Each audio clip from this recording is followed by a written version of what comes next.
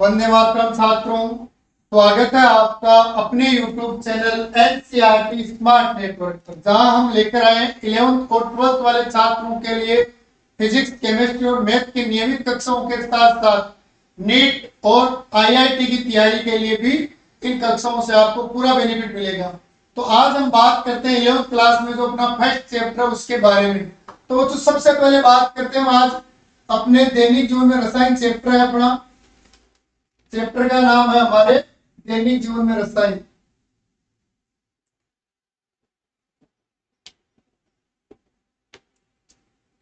हमारे दैनिक जीवन में रसायन,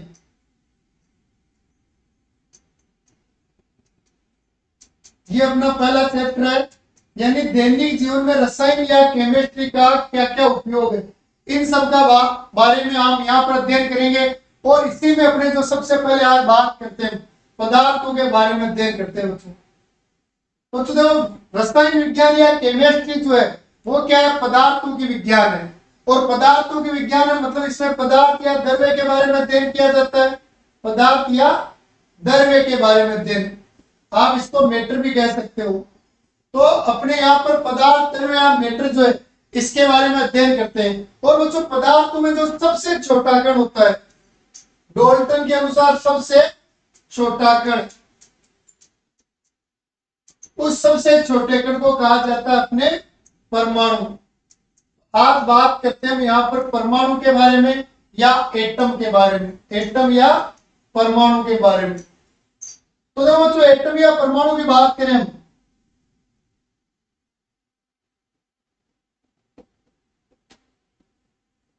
तो डाल्टन के अनुसार एटम सूक्ष्मतम अविभाज्य कण होता है। सूक्ष्मतम अविभाज्य कण, सूक्ष्मतम अविभाज्य कण जो होता है वो होता है आपके एटम या परमाणु, डाल्टन के अनुसार। और अगर अवोगाद्रो की बात करें तो अवोगाद्रो ने कहा था कि परमाणु जो होता है वह सूक्ष्म कण होता है जो रासायनिक प्रक्रम में भाग लेता है। रासायनिक अभिक्रिया या प्रक्रम, रासायनिक अभिक्रिया या प्रक्रम में भाग लेने वाला कण, में भाग लेने वाला कण। और इस कण का स्वतंत्र अस्तित्व हो भी सकता है, जिसका स्वतंत्र अस्तित्व है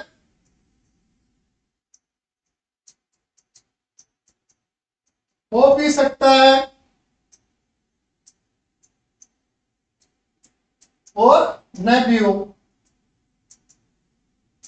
यानी अवोगाद्रो ने कहा कि परमाणु जो है वह सबसे छोटा कण है जो रासायनिक अभिक्रिया में भाग लेता है, जिसका स्वतंत्र अस्तित्व हो सकता है और वो स्वतंत्र रूप से अस्तित्व में नहीं भी हो, लेकिन जो रासायनिक अभिक्रिया में भाग लेने वाला सबसे छोटा कण है, उस सबसे छोटे कण को ही परमाणु कहा।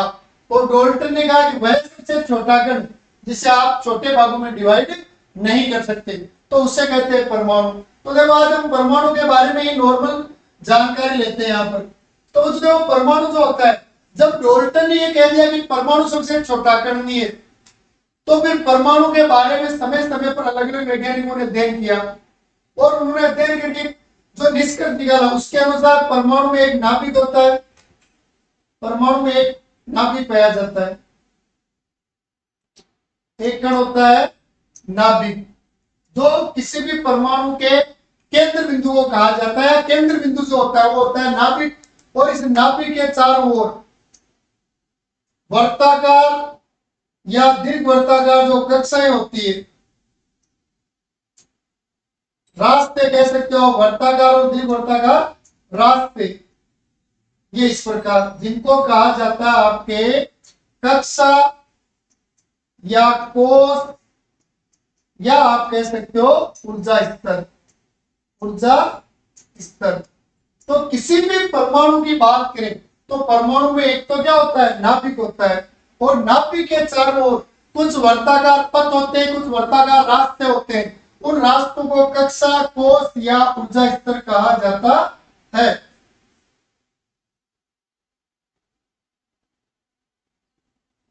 तो ये अपने पास परमाणु में, तो देखो अब इस परमाणु में क्या होता है, जो कक्षाएं दिखाई दे रही है, पहले कक्षा या कोष की बात करें तो इन कक्षा या कोष में जो अपने सबसे बाहर वाली कक्षा होती है, सबसे बाहरी कक्षा,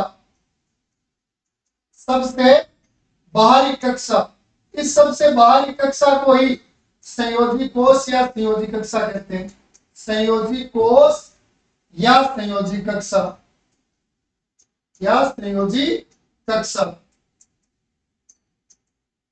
और इस संयोजी कोष या संयोजी कक्षा के अलावा जो जितनी भी आंतरिक कक्षाएं होती है, अंदर वाली कक्षाएं होती है, इन कक्षाओं को आंतरिक कोष, आंतरिक कोष या आप कह सकते हो उपांत्य कोष या उपांत्य कोष कहते हैं। आंतरिक या उपांत्य कोष कहा जाता है। और वो तो देखो, जो सबसे बाहर वाली कक्षा है उसको नाम दे दिया बाहरी कोष या संयोजी कोष, और बाहरी कोष के अलावा जो अन्य कक्षाएं उनको कहते हैं आंतरिक कोष या उपांत्य कोष। और जब इन कक्षाओं में, ये अपने जो कक्षाएं, इन कक्षाओं में आंतरिक कोष के साथ नाभिक को भी इन्वॉल्व कर दें, नाभिक और आंतरिक कोष इनको इन्वॉल्व कर दें, तो इनको कहा जाता है अपने कर्नेल, इनको कहा जाता है कर्नेल। एक बार इसका स्क्रीनशॉट लो, देखिए आप।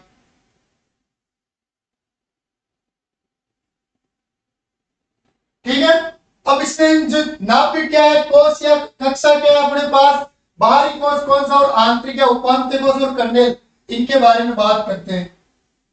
तो देखो सबसे पहले बात करते हैं हम नाभिक।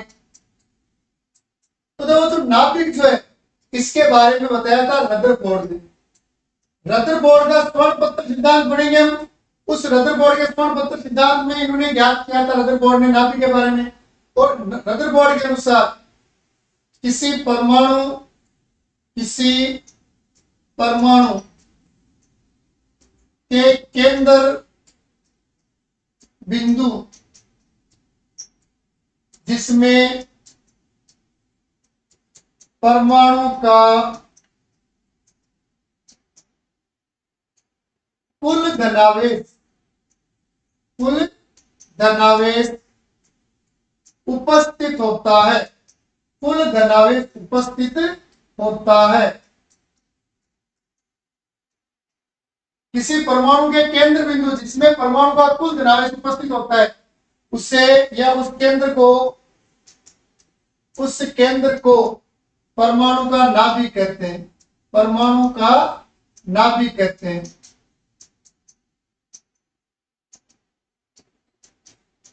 तो नाभिक क्या है, परमाणु का सेंट्रल पॉइंट, जहां कौन से परमाणु का कुल धनावेश रहता है। या हम ये कह सकते हैं कि जो नाभिक होता है, नाभिक में प्रोटॉन एवं न्यूट्रॉन रहते हैं, प्रोटॉन एवं न्यूट्रॉन उपस्थित होते हैं। तो कोई ये पूछे कि भाई परमाणु जो होता है, परमाणु में जो अपरमाणु कणों में न्यूट्रॉन और प्रोटॉन होते हैं वो परमाणु में कहाँ होते हैं, तो आपका उत्तर होगा नाभिक में। या ये पूछ लिया नाभिक में कौन कौन से कण होते हैं, तो भी आपका उत्तर होगा नाभिक में एक तो प्रोटॉन होता है और एक न्यूट्रॉन होता है। तो नाभिक क्या है, परमाणु का केंद्र बिंदु जिसमें परमाणु का कुल धनावेश समाहित रहता है। ठीक है, और नाभिक में जो कण होते हैं वो होते हैं प्रोटॉन व न्यूट्रॉन। अब देखो तो यहाँ पर कुल धनावेश मतलब क्या है, अपने ये जो कण है प्रोटॉन, प्रोटॉन जो होता है ये होता है धनावेशित कण, धनावेशित कण। और जो ये न्यूट्रॉन होता है, ये न्यूट्रॉन जो है वो है आपके उदासीन कण। एक तो धनावेशित कण है, दूसरा है उदासीन कण। अब नाभिक जो है, इस नाभिक में कण दो ही है, पी और एन, चाहे कितने पी हो चाहे कितने एन हो, पी जितने भी होंगे या प्रोटॉन जितने भी होंगे सब पर पॉजिटिव चार्ज है, और न्यूट्रॉन जितने भी वो सारे क्या चार्जलेस है, या कह सकते हैं उन पर कोई आवेश नहीं है। तो उस कंडीशन में जो ये नाभिक है, इस नाभिक में केवल आवेश कौन सा हो गया, धनावेश। और वो जो परमाणु का धनावेश होने के साथ साथ परमाणु का कुल द्रव्यमान जो होता है वो भी नाभिक में समाहित रहता है। नाभिक में परमाणु का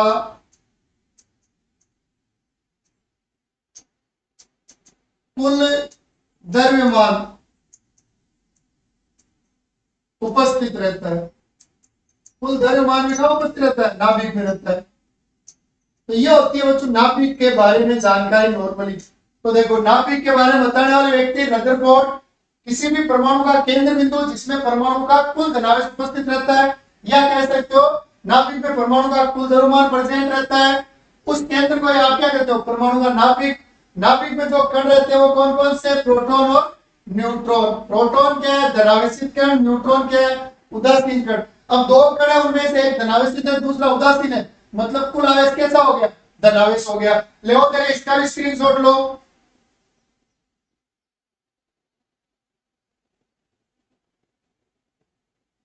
ठीक है। अब बच्चों नाभिक के बाद बात कर लेते हैं कोष या कक्षाओं की। कोष या कक्षा या ऊर्जा स्तर। कोष, कक्षा या ऊर्जा स्तर, इसकी बात करते हैं बच्चों। तो कोष या कक्षा या ऊर्जा स्तर की बात करें, इसके बारे में बताया था नील्स बोर ने। कोष के बारे में बताने वाले व्यक्ति थे नील्स बोर। बोर ने बताया था, बोर के परमाणु मॉडल में।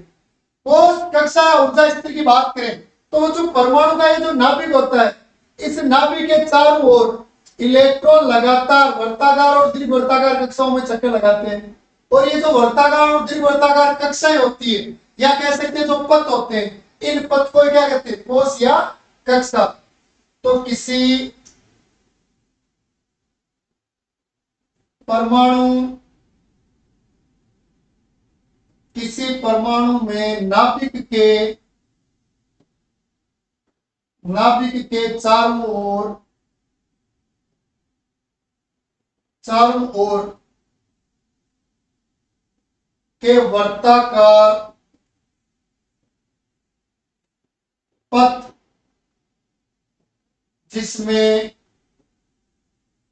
इलेक्ट्रॉन चक्कर लगाते हैं, उस पथ को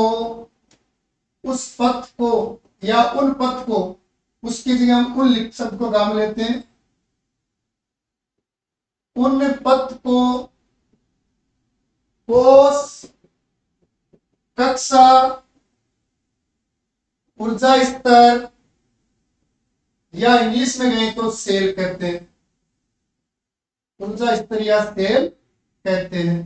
तो कोष, कक्षा या ऊर्जा स्तर से अपना मतलब क्या है, नाभिक के चारों ओर का वह स्थान जहां पर इलेक्ट्रॉन लगातार चक्कर लगाते हैं, उस स्थान पर बच्चों कोष, कक्षा या ऊर्जा स्तर कहते हैं। और जिनके बारे में बताया किसने, नील्स बोर ने। एक बार ले लो स्क्रीनशॉट इसका भी।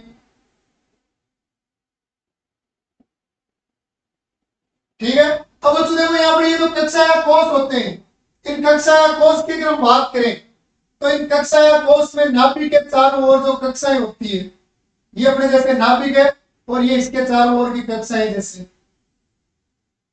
तो इन कक्षाओं में जो ये सबसे बाहर वाली कक्षा होती है जिसको हम संयोजी कोष कहते हैं, संयोजी कोष या बाहरी कोष। तो किसी भी परमाणु की वह कक्षा जो सबसे बाहर की ओर उपस्थित होती है, आउटर सेल, और इसको संयोजी कक्षा क्यों कहते हैं, क्योंकि बंध बनाने की क्रिया में इसी कक्षा के इलेक्ट्रॉन संयोग करते हैं। या इसको ऐसे बोलते हैं कि संयोजी कोष कहने के पीछे रीजन, किसी भी परमाणु की जो संयोजकता होती है, वैलेंसी, उस वैलेंसी का निर्धारण भी संयोजी कोष के इलेक्ट्रॉन के आधार पर होता है। अर्थात जब परमाणु बॉन्ड बनाता है तो उस कंडीशन में संयोजी कोष के इलेक्ट्रॉन ही भाग लेते हैं। तो संयोजी कोष की परिभाषा, किसी परमाणु में सबसे बाहरी कक्षा या कोष संयोजी कोष कहलाता है, संयोजी कोष कहलाता है। और जो संयोजी कोष में जो इलेक्ट्रॉन होते हैं उनको संयोजकता भी कहते हैं।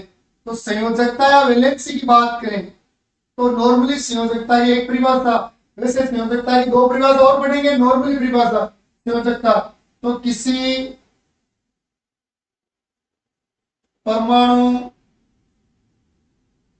किसी परमाणु में संयोजी कोष में उपस्थित इलेक्ट्रॉन की संख्या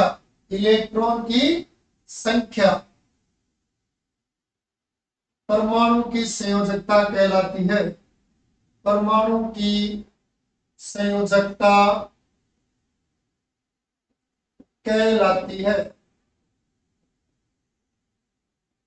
ये होती है बच्चों आपके संयोजी कोष और संयोजकता की परिभाषा।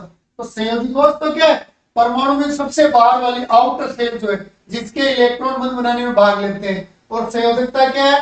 परमाणु के संयोजी कोष में जितने भी इलेक्ट्रॉन है, 1 है, 2 है, 3 है या 4 है या अधिक है, तो उन इलेक्ट्रॉन की संख्या को क्या कहते हैं? उसकी संयोजकता या वैलेंसी कहते हैं। ले एक बार इसका भी स्क्रीनशॉट लो, देखें।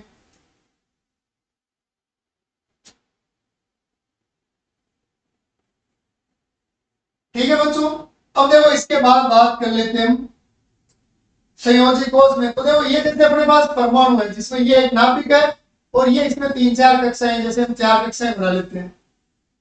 इन 4 कक्षाओं को, जैसे ये है अपने पास नाभिक और ये होगी संयोजी कक्षा, संयोजी कोष। अब बात करते हैं इनमें आंतरिक कक्षा या उपांत्य कोष। आंतरिक कोष या कक्षा, जिनको उपांत्य कोष भी कहते हैं, उपांत्य कोष। तो आंतरिक कोष या उपांत्य कोष की बात करें तो परिभाषा क्या हो जाएगी? सामान्य रूप से किसी भी परमाणु में नाभिक और संयोजी कक्षा के बीच में उपस्थित कक्षाएं जो होती है, तो किसी परमाणु में नाभिक तथा संयोजी कोष, जिसको आप कक्षा भी कह सकते हो, के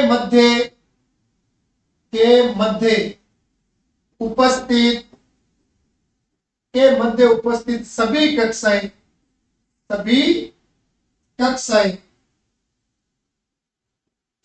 कक्षाएं आंतरिक या उपांत्य कोष कहलाते हैं। ये होती है बच्चों आंतरिक कोष। तो संयोजी कोष तो सबसे बाहर वाला कोष है, और संयोजी कोष के अतिरिक्त ये बीच में जो आपको 3 कक्षाएं दिखाई दे रही है, 1, 2 और ये 3, इनको कहा जाता है उपांत्य कोष। इनको क्या कहते हैं? उपांत्य कोष। ले लो इसका भी स्क्रीनशॉट ले लो, देखें।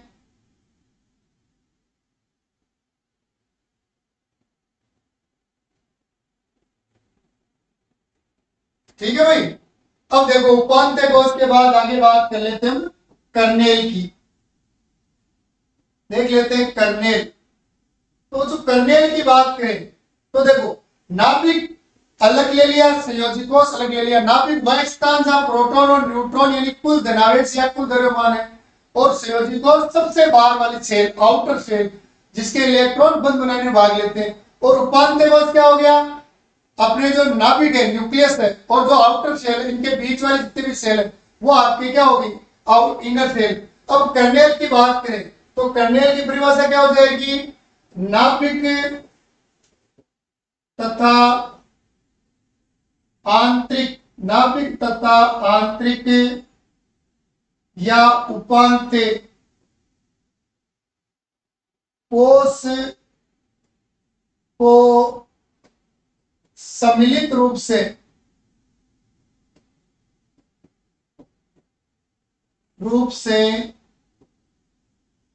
कर्नेल कहते हैं। जैसे देखो अपने पास ये नाभिक और ये इसके चारों ओर 3 कक्षाएं ले लेते हैं। तो इन 3 कक्षाओं में ये तो होगी आपके संयोजी कोष, ये एक तो हो गया संयोजी कोष।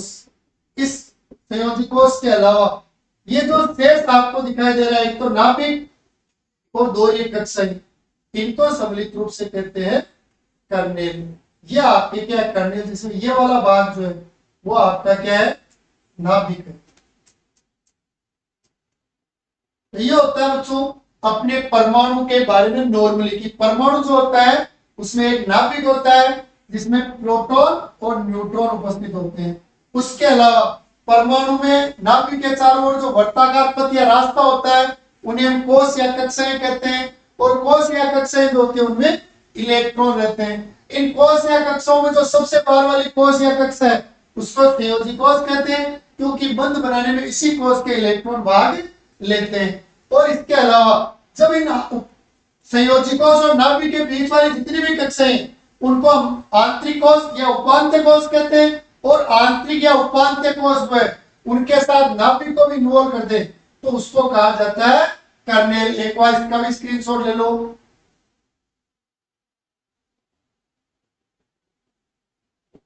अब इसके बाद बात कर लेते हैं बच्चों, इसमें कोश तो बढ़िया, कोश के बाद एक शब्द और आता है अपने। कोश तो होता है वर्ताकार पथ, वर्ताकार पथ जिनमें इलेक्ट्रॉन चक्कर लगा देते हैं, जिनमें इलेक्ट्रॉन चक्कर लगाते हैं। अब बच्चों एक होता है अपने कक्षक, कोश से और कक्षक ऑर्बिटल। तो कक्षक की बात करें बच्चों तो कक्षक क्या होता है, जो अपना कोश होता है, कोश या कक्षा, कोश या कक्षा में वह स्थान, कोश या कक्षा में वह स्थान जहां इलेक्ट्रॉन के पाए जाने की संभावना सर्वाधिक होती है, पाए जाने की संभावना सर्वाधिक होती है, उस या उसे कक्षक कहते हैं, उसे कक्षक कहते हैं। तो देखो नाभिक जहां धनावेश रहता है और नाभिक के चारों ओर जो वर्ताकार पथ है उन वर्ताकार पथ को क्या कहते हैं, कोश, सॉरी कोश या कक्षा। और कोश या कक्षा में वह स्थान जहां इलेक्ट्रॉन के पाए जाने की संभावना, प्रोबेबिलिटी सर्वाधिक होती है, सबसे ज्यादा चांस होते हैं, उन्हें कहते हैं बच्चों कक्षक। और बात करें हम कक्षक की तो कक्षक जो आपके होते हैं इनको उपकोश भी कहते हैं कई जगह, उपकोश या उप ऊर्जा स्तर, या उप ऊर्जा स्तर, जो आपके मोस्टली कौन से होते हैं, एस पी डी एफ, ये आपके कक्षक, उपकोश या उप ऊर्जा स्तर होते हैं। ठीक है बच्चों, तो ये नॉर्मली आपके कक्षक हो गए। अब अपने को यहां पर केवल एक चीज और ध्यान दे लो, नोट करके, किसी भी कक्षा में, किसी भी कक्षा में, किसी भी कक्षा में अधिकतम इलेक्ट्रॉन की संख्या, अधिकतम इलेक्ट्रॉन की संख्या 2n² होती है। कोई सी भी कक्षा हो परमाणु में, तो परमाणु में किसी भी कक्षा में अधिकतम इलेक्ट्रॉन क्या होते हैं, 2n² होते हैं। जहां आपके n क्या है, जहां n बराबर है कक्षा नंबर, n बराबर कक्षा नंबर। तो देखो इस सूत्र से आप किसी भी कक्षा में इलेक्ट्रॉन की संख्या निकाल सकते हो। भाई ये अपने पास जैसे नाभिक है, ये नाभिक के चारों ओर पहली कक्षा, ये दूसरी, ये तीसरी कक्षा, और ये अपने पास क्या है, जैसे चौथी कक्षा। इनको नाम दे देते हैं, जैसे ये आपके पास जैसे के, ये है एल, एम, और एक है आपके पास एल। अब देखो इनके लिए के अंदर इलेक्ट्रॉन की संख्या, जब एन का मान 1 है, के कक्षा में इलेक्ट्रॉन, के कक्षा में इलेक्ट्रॉन में अधिकतम इलेक्ट्रॉन, और इसके लिए एन का मान 1 है, तो अपना सूत्र कह रहा है 2n², तो 2 × 1 का स्क्वायर कर दो, तो अपने क्या हो जाएगा 2 इलेक्ट्रॉन। तो किसी भी परमाणु की पहली कक्षा में अधिकतम इलेक्ट्रॉन या के कक्षा जो है के सेल उसमें अधिकतम इलेक्ट्रॉन कितने आएंगे 2 इलेक्ट्रॉन आएंगे। इसी प्रकार आप जो आपके के बाद एल कक्षा है इसकी बात कर लो तो एल के लिए एन का मान कितना आ गया 2। तो वही अपना फॉर्मूला 2n स्क्वायर। तो 2 का स्क्वायर कर दो तो 2 इंटू 4 बराबर 8। एल या दूसरी कक्षा में अधिकतम इलेक्ट्रॉन की संख्या कितनी आएगी 8 आएगी। इसी प्रकार आप एम कक्षा की बात कर लो। एम कक्षा के लिए एन का मान 3 यानी तीसरी कक्षा है। तो देखो 2n स्क्वायर तो 2 3 का स्क्वायर कर देते हैं 3 का स्क्वायर 9 हो जाएगा। तो 2 इंटू 9 बराबर 18 इलेक्ट्रॉन। तो तीसरी कक्षा में अधिकतम इलेक्ट्रॉन कितने आएंगे 18 इलेक्ट्रॉन आएंगे। और लास्ट एक देख लेते हैं इसके बाद हम एन कक्षा में इसके लिए एन का मान 4 है। अपना फॉर्मूला 2n स्क्वायर तो 2 4 का स्क्वायर तो 2 इंटू 8 बराबर अब क्या आ जाएंगे सॉरी 4 का स्क्वायर 8 नहीं होता है 4 का स्क्वायर अपने 16 तो ये हो जाएंगे आपके पास 32। चौथी कक्षा में इलेक्ट्रॉन होते हैं बच्चों 32। मान लो आपको पांचवी कक्षा में निकालना है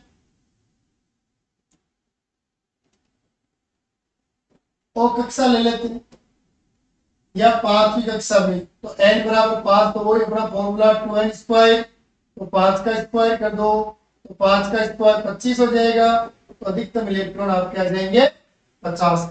तो ये आपके नॉर्मली परमाणु के बारे में। तो देखो परमाणु की बात करें तो सबसे पहले अगर हम बात करें डाल्टन के अनुसार तो परमाणु क्या सूक्ष्मतम अविभाज्य कण क्या है सूक्ष्मतम अविभाज्य कण डाल्टन के अनुसार वह सबसे छोटा कण जिसे आप दाब ताप लगाकर और छोटे भागों में नहीं तोड़ सकते। और अवोगाद्रो की बात करें तो वह कण जो अभिक्रिया में भाग लेता हो और भाग लेने के अलावा जिसका स्वतंत्र अस्तित्व हो भी सकता हो और नहीं भी हो वो तो है आपके परमाणु।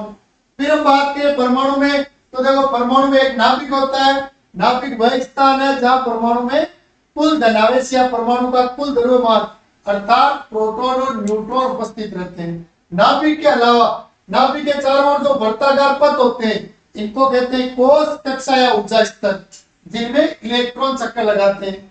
कोश कक्षा या ऊर्जा स्तर में जो सबसे बाहर वाली कक्षा होती है उसको कहा जाता है संयोजी कोश या आप कह सकते हो संयोजी कक्षा जिसके इलेक्ट्रॉन बंद बनाने में भाग लेते हैं। और नाभिक तथा संयोजी कोश के मध्य की जो कक्षा है उनको आंतरिक कोश या उपांत्य कोश कहते हैं। ये देखो नाभिक के बारे में रदरफोर्ड ने बताया था केंद्र बिंदु जहां परमाणु का कुल धनावेश रहता है। नाभिक में प्रोटॉन और न्यूट्रॉन रहते हैं। प्रोटॉन धनावेशित कण है न्यूट्रॉन उदासीन कण है। और नाभिक का कुल द्रव्यमान भी परमाणु का कुल द्रव्यमान भी नाभिक में ही रहता है। इसके बाद हमने देखो कोश कक्षा ऊर्जा स्तर की बात की तो नाभिक के चारों ओर वह क्षेत्र जहां इलेक्ट्रॉन गतिशील रहते हैं उसे कोश कक्षा या ऊर्जा स्तर कहते हैं। फिर अब के उसके बाद हमने संयोजी कोश तो सबसे बाहर वाली कक्षा और संयोजकता बाहर वाली कक्षा में उपस्थित इलेक्ट्रॉन। देन हमने देख लिया था आंतरिक या उपांत्य कोश तो नाभिक और संयोजी कोश के बीच वाली जितनी भी कक्षाएं वो सारी आपके क्या होती है उपांत्य या आंतरिक कोश। फिर हमने बात की थी कर्नेल तो जब आंतरिक कोश के साथ हम नाभिक को भी ऐड कर दें तो वो हो जाता है आपके कर्नेल। ठीक है बच्चों। कोश में कक्षक वह स्थान होता है जहां इलेक्ट्रॉन के पाए जाने की प्रायिकता प्रोबेबिलिटी सर्वाधिक होती है। वह स्थान जो होता है वो क्या होता है ऑर्बिट या ऑर्बिटल। फिर इसके बाद किसी भी कक्षा में अधिकतम इलेक्ट्रॉन क्या होते हैं 2n स्क्वायर। और इस उत्तर से आप निकाल सकते हो पहली कक्षा में अधिकतम इलेक्ट्रॉन 2 दूसरी में 8 तीसरी में 18 आ जाएंगे चौथी कक्षा में आपके पास 32 पांचवी में 50 ऐसे छठी में निकाल लेना बेहतर आ जाएंगे। और एक अपने कक्षाओं में कक्षा या कोश में जो कण घूमता है इलेक्ट्रॉन तो इलेक्ट्रॉन की बात करें तो ये एक ऋणावेशित कण होता है। क्या होता है ऋणावेशित कण। ठीक है बच्चों आज की क्लास को यही विराम देते हैं। जय हिंद वंदे मातरम।